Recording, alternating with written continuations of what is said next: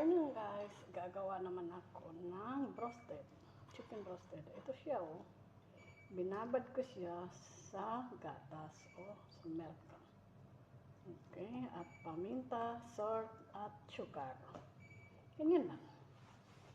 Tapos, babatiin natin yung egg.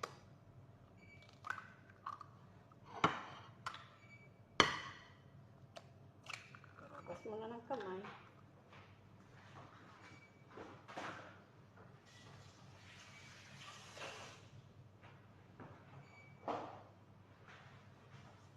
Tapos, babatiin natin yung egg. Painitin na natin yung pan.